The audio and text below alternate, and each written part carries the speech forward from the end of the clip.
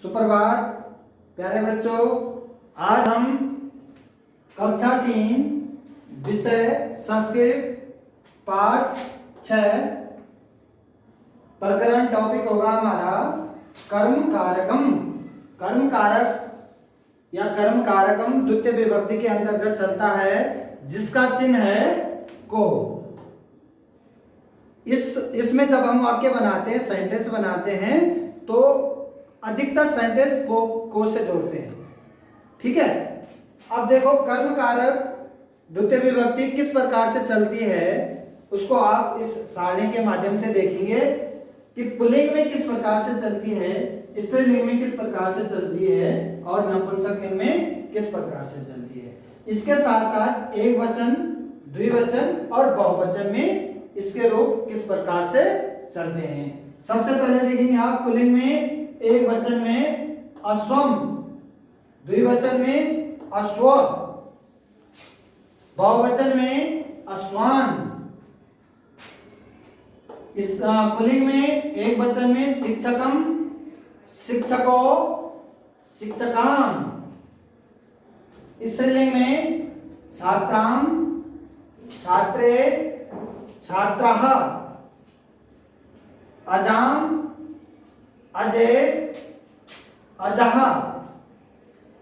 नपुंसकलिंग में पत्रम, पत्रे, पत्राणि। भवनम, भवने, भवनानि।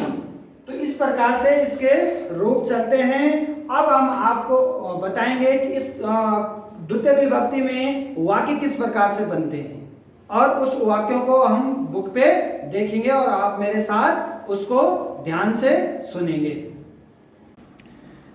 तो बच्चों, कर्म कारक द्वितीय विभक्ति के वाक्य किस प्रकार से बनते हैं, सबसे पहले आप पुल्लिंग में देखेंगे, एक वचन में, द्विवचन में और बहुवचन में किस प्रकार से बनते हैं। सबसे पहले एक वचन में अध्यापकः बालकं पाठयति।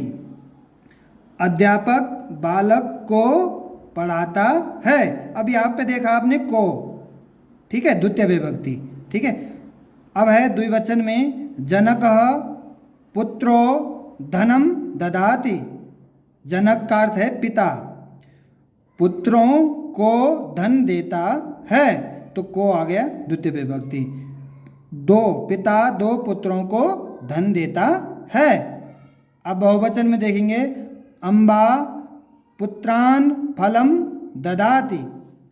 अम्बा माता पुत्रों को फल देती है, माता सब पुत्रों को फल देती है, तो यहाँ पे भी आ गया को द्वितीय विभक्ति। ओके। अब आगे देखेंगे एक वचन में अध्यापक छात्रम पाठयति। अध्यापक छात्र को पढ़ाता है, तो आपने देखा यहाँ पे को द्वितीय विभक्ति। जनक बालकों मिष्टान्नम ददाति। जनक का अर्थ क्या है, पिता, बालकों को मिठाई देता है, पिता दो बालकों को मिठाई देता है, तो को आ गया द्वितीय विभक्ति। ओके। अब है अम्बा पुत्रान भोजनम ददाति।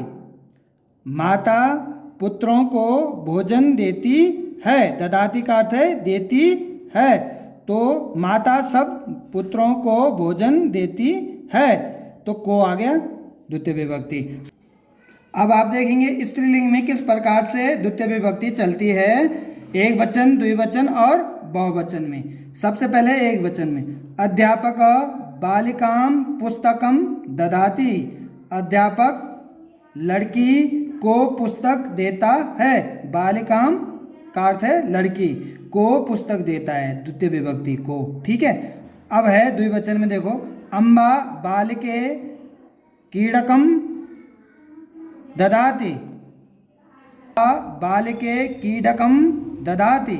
माता लड़कियों को खिलौना देती है, माता दो लड़कियों को खिलौना देती है, यहाँ पे को आ गया द्वितीय विभक्ति। ठीक है। ददाति मतलब देती है। अब बहुवचन में देखेंगे विकासः बालः पुष्पम ददाति। विकास लड़कियों को फूल देता है। तो यहाँ पे बहुवचन है, एक से दो से अधिक की बात हो रही है। विकास सब लड़कियों को फूल देता है। दो से अधिक है, तीन है, इससे अधिक भी हो सकती है। ठीक है, अब एक वचन में स्त्रीलिंग में फिर देखेंगे आप किस प्रकार से सेंटेंस बनते हैं, वाक्य बनते हैं। अध्यापक छात्राम कलमम कलमम ददाति। अध्यापक छात्रा को कलम देता है, को द्वितीय विभक्ति। ठीक है, अम्बा बालके फलम ददाति।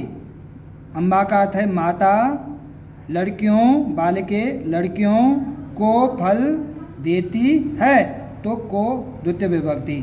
माता दो लड़कियों को फल देती है, द्विवचन दो के लिए प्रयोग हो रहा है। ठीक है, अब है बहुवचन में दो से अधिक के लिए। बालकः छात्रः भोजनम ददाति।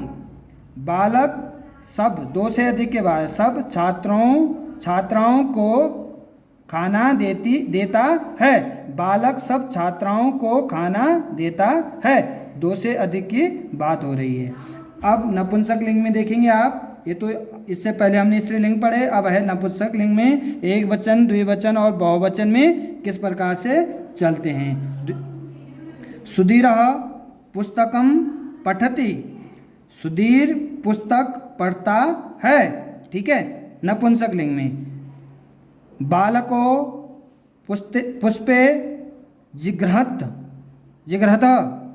दो बालक दो फूल सूंघते हैं, तो यहाँ पे द्विवचन की बात हो रही है। बालकः पत्राणि लिखन्ति। बालक दो से अधिक बहुत पत्र लिखता है, दो से अधिक पत्रों की बात हो रही है। ठीक है, बालक बहुत से पत्र लिखता है या एक से अधिक जो पत्र लिखता है उसकी बात हो रही है। अब एक वचन में देखेंगे, सुधीरः लेखम पठति। सुधीर लेख पढ़ता है, एक वचन की बात हो रही है नपुंसक लिंग में। बालको पाटले जिघ्रत। दो बालक दो गुलाब सूंघते हैं, यहाँ पे दो बालक दो गुलाब की बात हो रही है द्विवचन में। बालकः लेखान लिखन्ति। बालक लेख लिखता है, बालक बहुत लेख लिखता है। मतलब कहने का मतलब है एक से अधिक, दो से अधिक लेख की बात हो रही है, दो से अधिक पत्र की बात हो रही है। तो प्यारे बच्चों, इस प्रकार से हमने देखा कि द्विवचन में वाक्य किस प्रकार से बनते हैं, पुल्लिंग में, स्त्रीलिंग में और नपुंसक लिंग में। अधिकतम को शब्द का प्रयोग होता है क्योंकि कर्म कारक का जो चिन्ह है वो को है। तो आप इसको अच्छी तरह के समझेंगे और समझने का प्रयास करेंगे। अगर एक बार में समझ में नहीं आता है तो वीडियो को दोबारा देखेंगे। Okay, thank you.